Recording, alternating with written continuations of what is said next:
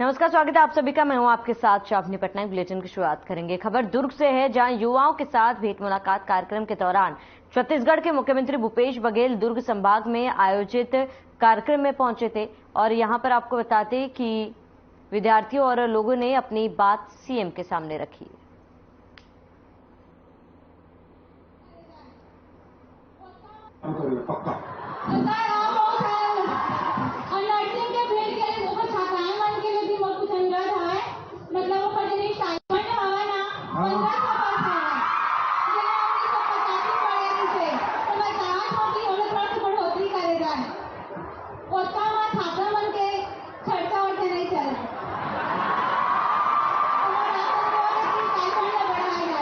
अच्छा, तो पहली कावर नहीं मिले सर,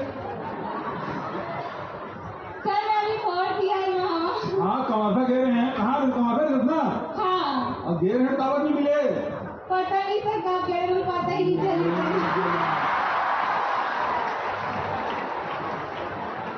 आप बहुत सारे हम लोग नर्सिंग के थे खबर। और रहे तो अभी का सवाल कर रहे थे यहाँ, इस स्टाइपेंड का 1500 तक बढ़ाया कहा था यहाँ। हाँ। तो मुझे उत्तर देवे हाँ सर, सवाल चला रही ठीक है ना? पक्का बढ़ाओ, हमारे विचारा दी है विभाग के द्वारा ठीक है। चलो, ध्यान दें और हाउस बोल रहे हो उन्होंने। धन्यवाद काका। हाँ, और दूसरा दे मौका।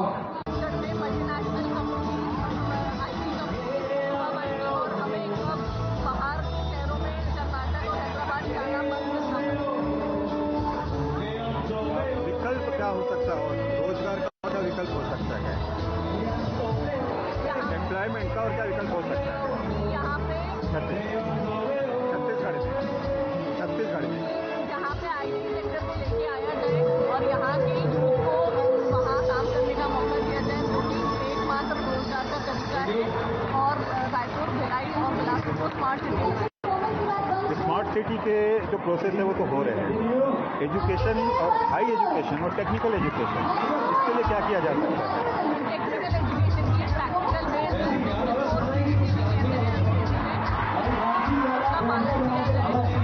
देशों में इस तरीके से ही पढ़ाई होती है, जैसे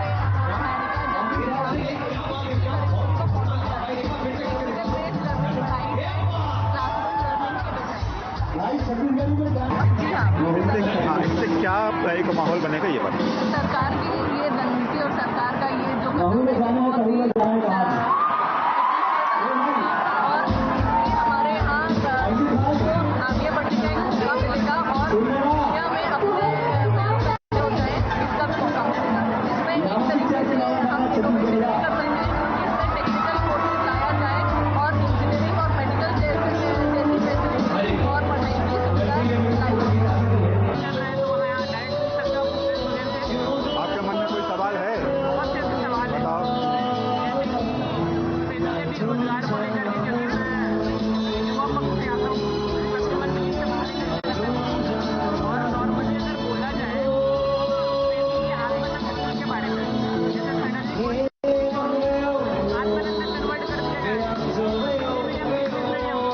सवाल क्या है मुख्यमंत्री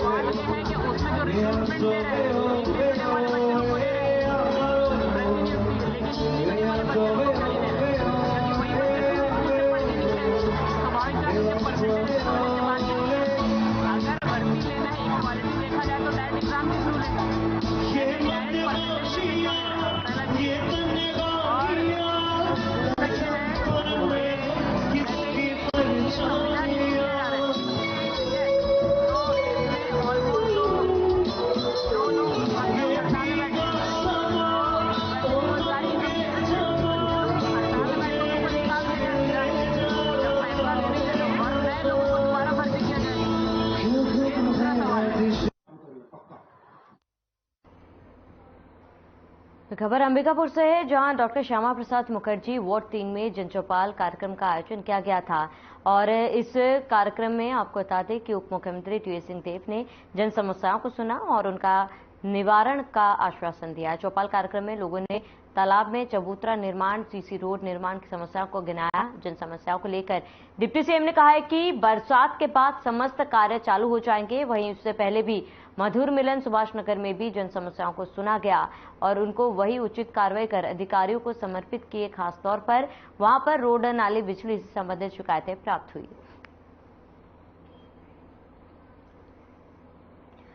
तो टीएस सिंहदेव ने जन चौपाल सुना, समस्याएं सुनकर अधिकारियों को निर्देश दिए। डिप्टी सीएम ने जनता चौपाल लगाई थी। तमाम समस्याएं लेकर लोग यहां पर डिप्टी सीएम के पास पहुंचे थे और सभी की समस्याओं को टीएस सिंहदेव ने सुना और निराकरण को लेकर आश्वस्त कराया है लोगों को। और आपको बता दें, चबूतरे को लेकर और तमाम समस्याओं को लेकर फरियादी टीएस सिंहदेव के पास पहुंचे थे।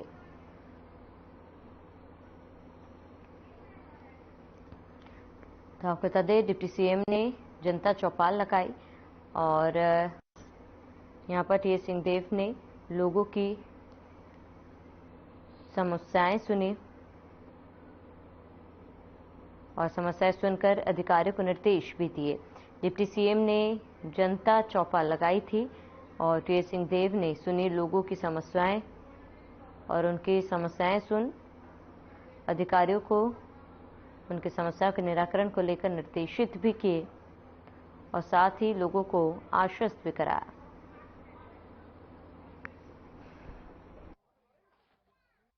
क्या व्यवस्था बनी हुई है, क्या कमियां हैं, इसको जानने के लिए आए थे। मिलना जुलना भी हो जाता है और क्या स्थिति है वार्ड की एक अंदाज लगता है। लोगों को किस चीज़ की समस्या वर्तमान में ज़्यादा है। रोड में जहाँ नहीं बना है वहाँ दिक्कत आ रही है। कई जगह गड्ढे हो गए हैं, पानी भर गया है, बच्चे स्कूल जाते हैं, हमें पता है वहाँ दिक्कत आ रही है। सड़क नहीं बन पाई है, नाली नहीं बन पाई है, वहाँ की दिक्कत है। नए बस्ती बनते जा रहा है तो वहाँ बिजली के खंभों की आवश्यकता है, बिजली की मांग लोग कर रहे हैं।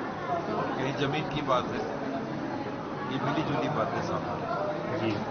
रोजगार की एक बात सब जगह रहती है, वो एक कठिन काम है, स्वरोजगार भी देखना पड़ेगा। तो सरकारी नौकरी अगर चालू हुई तो जिनको लग सकेगा वो प्रयास करेंगे। बाबा साहब, देखते हुए बरसात का मौसम है, इसमें खास तौर पर रोड का मांग किया जा रहा है, बिजली का दिक्कतें आ रही है, इस पर क्या कहना है? रोड का मांग नहीं कर रहे हैं अभी लोग। ये कह रहे हैं कि जहाँ गड्ढे हो गए रोड में वहाँ हमको दिक्कत जा रही है। बरसात के समय पानी चलता है तो नाली की अगर दिक्कत है तो नाली की बात कर रहे हैं। अक्सर आप क्षेत्र में जाइएगा तो मौसम के हिसाब से शिकायत आती है। बरसात है तो पानी जमा हो रहा है, पानी बह के जा रहा है, हमारे खेत में जा रहा है, हमारे घर में जा रहा है। गर्मी के दिन जाइएगा तो कहेंगे हमको और पानी चाहिए, पीने का दिक्कत हो रहा है। तो समय और मौसम के हिसाब से भी मांग आती है जाती है। भी बरसात का समय है, लाइन कट भी जाती है, कहीं पेड़ गिर गया, कहीं कुछ हो गया। बरसात के दिन में शॉर्ट भी हो जाता है, ट्रांसफार्मर शॉर्ट हो जाता है। बिजली के गिरने से सबसे ज़्यादा दिक्कत ट्रांसफार्मर के जलने की बरसात में आती है। तो लोगों को वो नहीं महसूस होता, लोगों को आज की दिक्कत महसूस होती है कि हमारा ट्रांसफार्मर जल गया, हमको तो ठीक कर दो। तो समय के हिसाब से बदलता है। जब बरसात नहीं है, बिजली नहीं गिरती तो ट्रांसफार्मर उतने नहीं चलते। तो हर समय के हिसाब से भी समस्याएं बनती हैं, उस हिसाब से फिर काम देखते रहते हैं।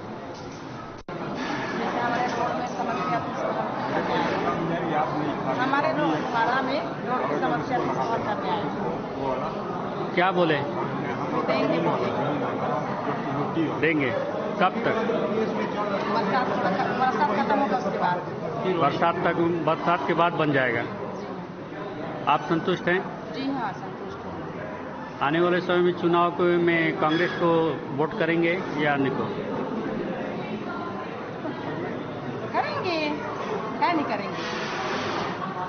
मतलब काका रनअप आएंगे वापस? हम रहते हैं, हमारे जो गली है उस गली में हमारा रोड नहीं बना हुआ है और रोड मतलब समझिए कि बना ही नहीं है, वो मिट्टी ही है। हम लोग जब 3 साल हो ही गया है, 4 साल हम लोग रहते हुए, तो रोड है नहीं। अभी ऐसा हो गया है कि अगर वो रोड लगाया तो जग जाएगा। इस तरह का आने जाने का समस्या था और मेरा एक लाइट नहीं था, जो कि हम लोग को थोड़ा सा दिक्कत है। अंधेला होता है, जब हम लोग अपना जलाते हैं तब अगर डालिए तो अंधेला हो जाता है। उसी समस्या को लेकर मैंने बाबा के पास में। क्या आश्वासन मिला? क्या बोले हैं कि हाँ अभी सर्वे होगा, सर्वे सब जाएंगे तो आपके देख लेंगे।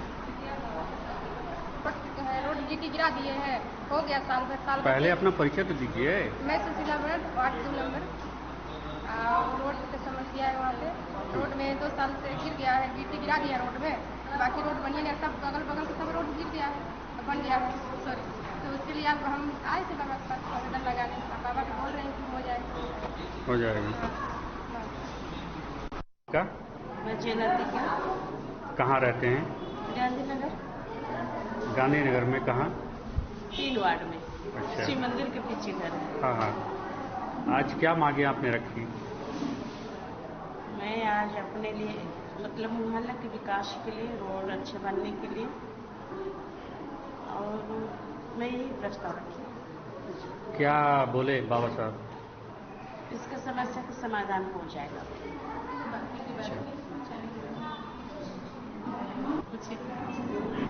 क्या नाम आपका?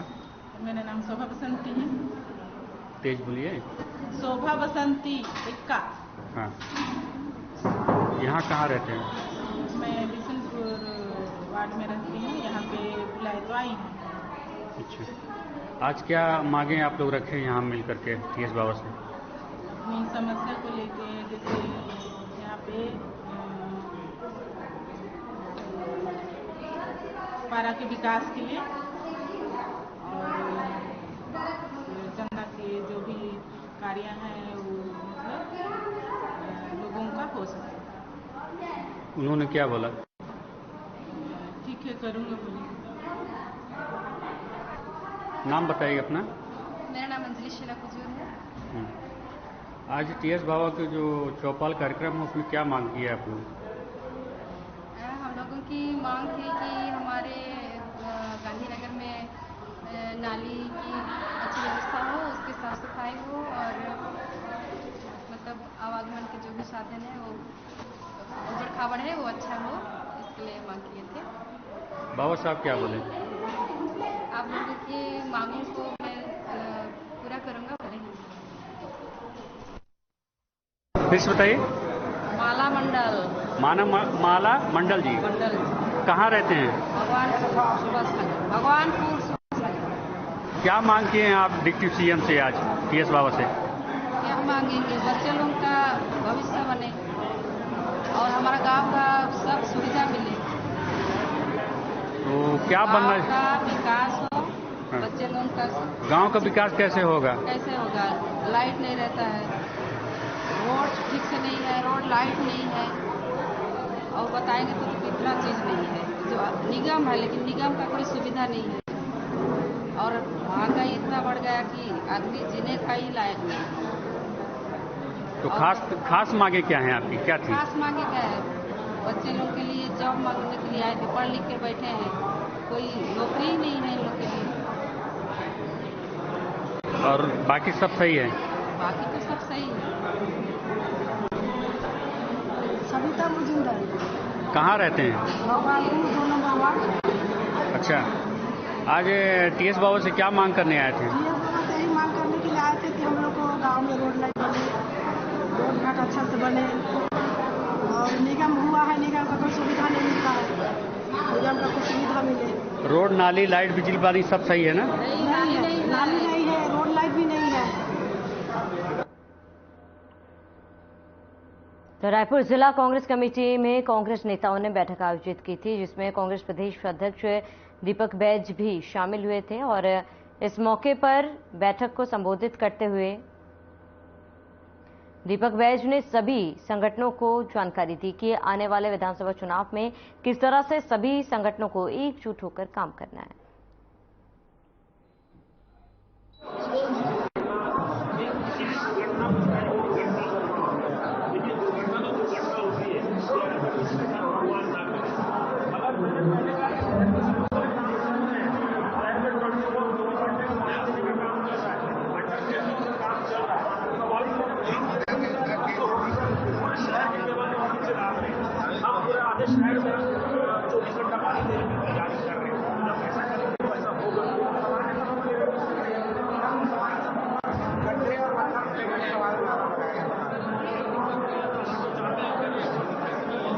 ये 15 साल में जो चीज नहीं कर पाए वो सोचते हैं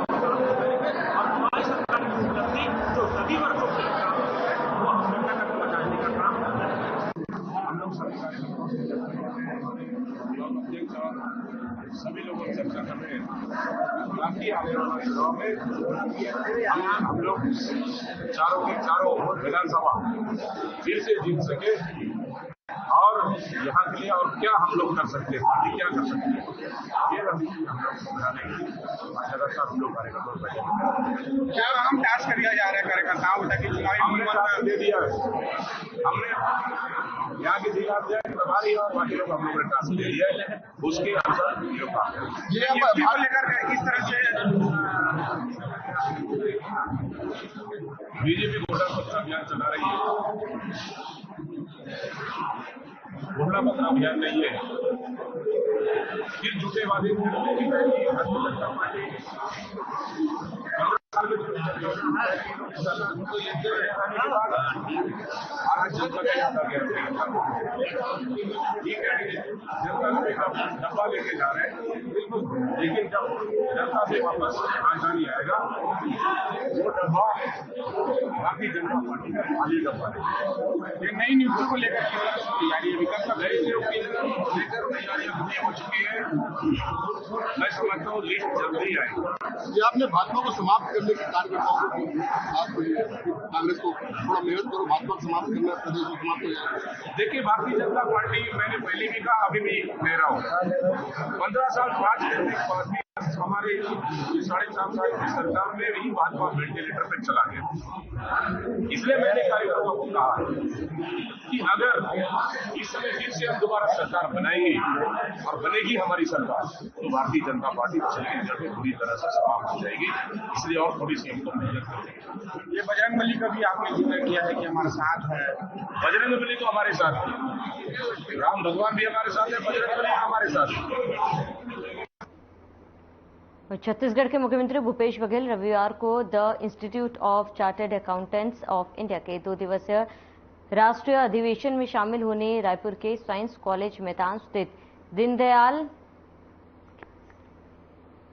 उपाध्याय ऑडिटोरियम पहुंचे। कार्यक्रम के दौरान सीएम बघेल ने the institute of chartered accountants of India को सेंटर ऑफ एक्सीलेंस की स्थापना के लिए नवा रायपुर में 5 एकड़ जमीन देने की घोषणा की। कार्यक्रम के दौरान मौजूद छत्तीसगढ़ के पहले चीफ जस्टिस रमेश सूरजमल गर्ग ने मुख्यमंत्री भूपेश बघेल से ट्राइबल एरिया और गांव में कॉलेज और इंस्टीट्यूट खोले जाने के साथ वहां जाने वाले हर सुविधाएं प्रदान करने की मांग की है। उन्होंने कहा कि शहर में जब आदमी सब पा लेता है तो वापस गांव जाना नहीं जाना चाहता, और ऐसे में गांव में क्या बचेगा। यहां यदि इंस्टीट्यूट खोले तो शहर के आदमी जाएंगे।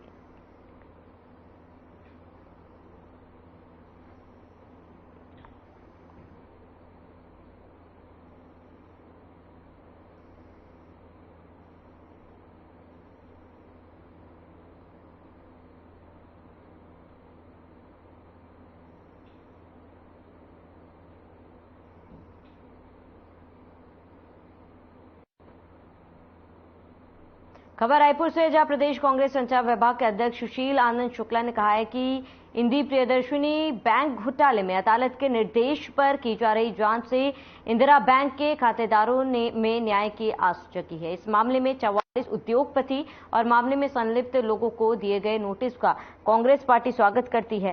कांग्रेस विपक्ष में रहते हुए भी इंदिरा बैंक के खातेदारों को न्याय दिलाने के लिए खड़ी है। प्रदेश कांग्रेस संचार विभाग के अध्यक्ष सुशील आनंद शुक्ला ने कहा है कि इंदिरा बैंक घोटाले में जनता की गाढ़ी कमाई का पैसा तत्कालीन सरकार के ऊपर से नीचे तक लाया जाए।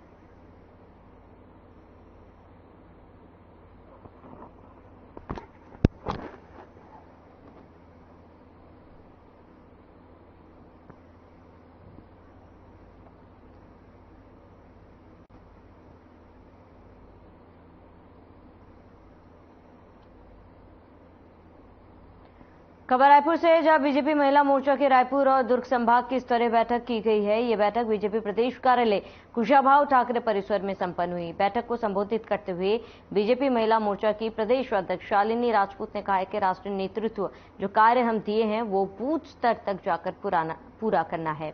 उन्होंने कहा है कि महिला मोर्चा के राष्ट्रीय अध्यक्ष वांती निवासन ने महिला मोर्चा चुनाव समिति बनाई गई और इसमें राष्ट्रीय महामंत्री इंदु गोस्वामी को प्रभारी और आरती सिंह और स्मिता बरुआ को सहप्रभारी बनाया गया। वहीं बीजेपी महिला मोर्चा की राष्ट्रीय महामंत्री निशा सिंह ने कहा है कि छत्तीसगढ़ में शराब को घर घर पहुंचाकर प्रदेश की कांग्रेस सरकार ने कई परिवारों को तोड़ा और यह सब केवल उसने शराब से अवैध उगाही करने के लिए किया।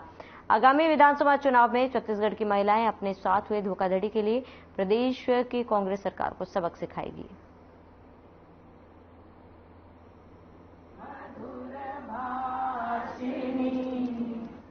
छत्तीसगढ़ महिला मोर्चा की प्रभारी है और हमारे साथ आरती सिंह जी आई हुई है और स्मिता बरुआ जी उपस्थित है जो राष्ट्रीय पदाधिकारी है। चुनाव संबंधी महिला मोर्चा राष्ट्रीय अध्यक्ष मालती श्रीनिवासन जी ने एक समिति कर दिया है। उस समिति ने के तत्वाधान में बैठक है। आज रायपुर संभाग और दुर्ग संभाग की बैठक है। 7 तारीख को बस्तर संभाग की बैठक है। 8 तारीख को बिलासपुर संभाग की बैठक मुंगेली में रखी गई है। हमारा मुख्य मुद्दा ये है कि हम नीचे स्तर तक अपने संगठन को मजबूती हमने प्रदान किया है। महिला मोर्चा ने बहुत अच्छा काम किया है, लेकिन आने वाले समय में चुनाव की रणनीति हमें बनाना जरूरी है। उस चुनाव की रणनीति के लिए हमारे राष्ट्रीय पदाधिकारी यहाँ उपस्थित हुए। जो नेशनल हाईवे उसको भी चक्काजाम किया है।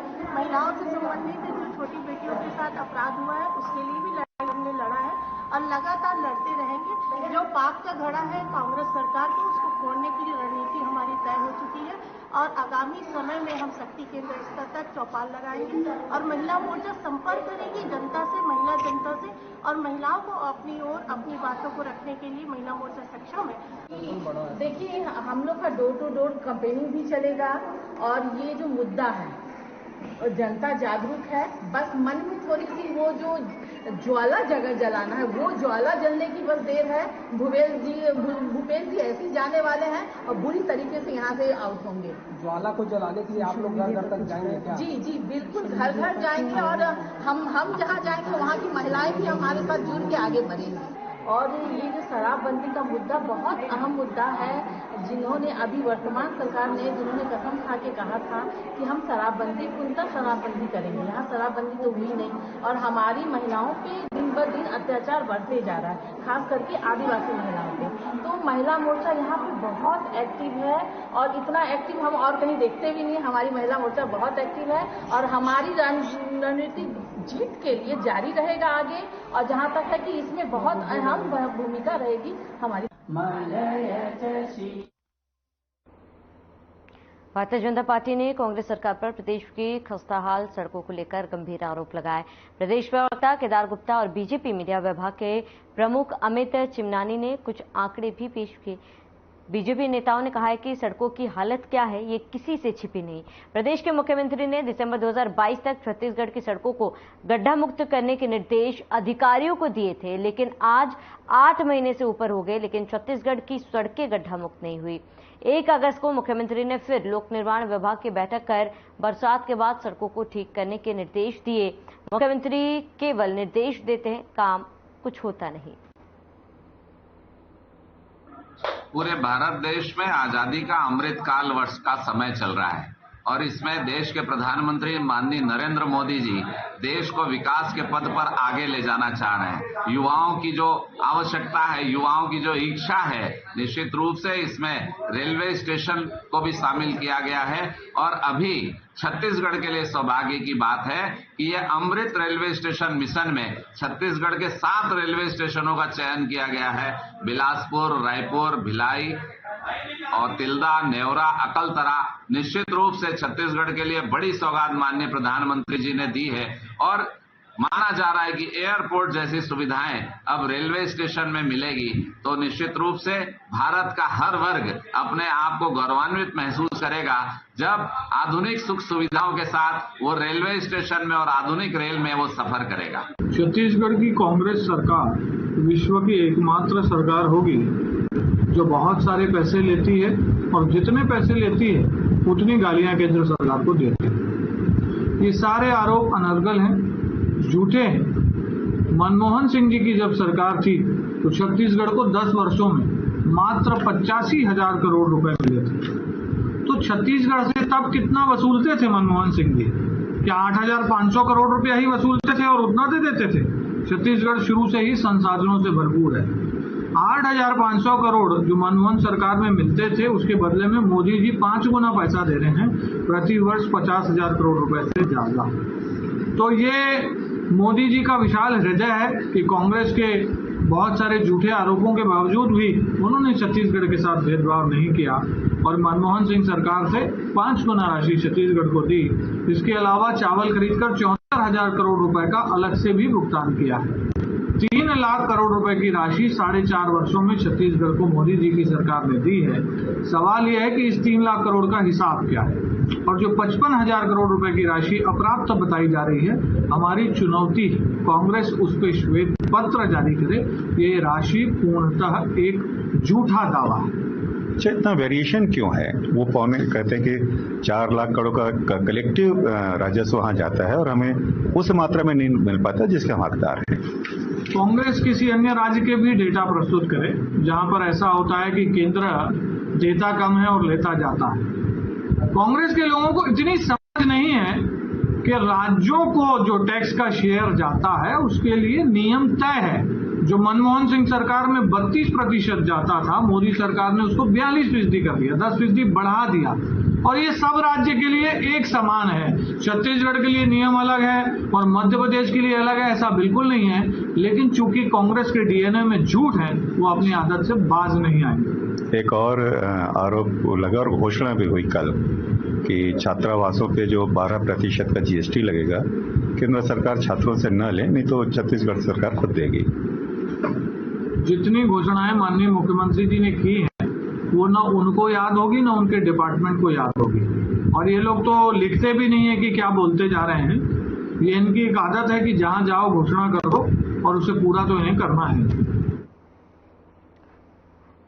तो खबर रायपुर से है, जहां केंद्र सरकार ने अमृत भारत स्टेशन योजना के तहत छत्तीसगढ़ के चयनित 7 रेलवे स्टेशन के आधुनिकीकरण के कार्यों की शुरुआत की गई और इस अवसर पर भूमि पूजन कर प्रधानमंत्री नरेंद्र मोदी और रेल मंत्री अश्विनी वैष्णव ने वीडियो कॉन्फ्रेंसिंग के माध्यम से इस आधुनिकीकरण कार्य का प्रदेश के चयनित सभी 7 रेलवे स्टेशन पर एक साथ शुभारंभ किया।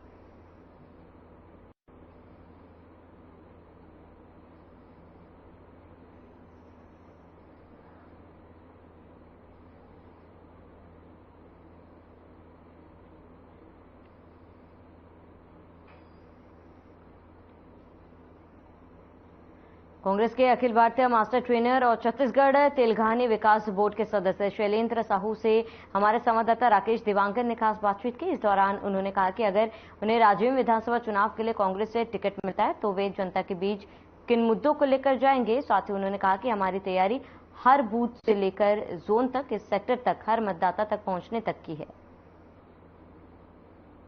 हर एक बूथ से लेकर के जोन से लेकर सेक्टर तक और हर आम मतदाता तक पहुंचने की है और हम तैयारी ऐसा किए हैं कि माननीय भूपेश बघेल हमारे जो छत्तीसगढ़िया मुख्यमंत्री है, उन्होंने जो किसानों के लिए किया न्याय योजना लाया, जो 2500 रुपये क्विंटल तक धान पहुंचाया और जिन्होंने बालिका कन्या विवाह योजना में 15,000 को सीधा 50,000 कर दिया, जिन्होंने मजदूर न्याय योजना को निर्माण कर दिया और जिन्होंने बालक बालिकाओं का छात्रवृत्ति को भी बढ़ा दिया, इन सारी योजनाओं को हम उनके पास लेकर जाएंगे और हर मतदाता को इस बात को बताएंगे कि हमारा जो मुख्यमंत्री है छत्तीसगढ़िया मुख्यमंत्री है और छत्तीसगढ़िया के लिए उन्होंने जो सम्मान अस्मिता को बचाने का और सम्मान दिलाने का जो काम किया है, इन सारी मुद्दाओं को लेकर जनता तक जाएंगे। शिक्षा को लेकर कांग्रेस आप बेहद और ज्यादा अच्छा काम करना चाहती है। जैसे कि अभी तक उन्होंने आत्मानंद स्कूल और बहुत सारे स्कूलों को मॉडल स्कूल बनाया। बहुत गरीब तबके के एपीएल बीपीएल के बच्चे इंग्लिश मीडियम के परीक्षाओं से पढ़ाइयों से वंचित हो जाते थे, आज उनके लिए आत्मानंद स्कूल खोल दिया। सारे गांव में हर जगहों पे स्कूल को जहां पर शिक्षक विहीन है उसको शिक्षक वान किया गया और सभी वर्ग के बच्चों को पढ़ने का एक नया दिशा दिया जा रहा है आत्मानंद के माध्यम से। शैलेंद्र साहू, मैं पांडुका से एक आम जनसेवक हूं, कांग्रेस पार्टी का कार्यकर्ता हूं। तो चलिए इसी के साथ इस बुलेटिन में फिलहाल में इसे देते हैं। देश प्रदेश की तमाम बड़ी खबरों के लिए बने रहे हमारे साथ।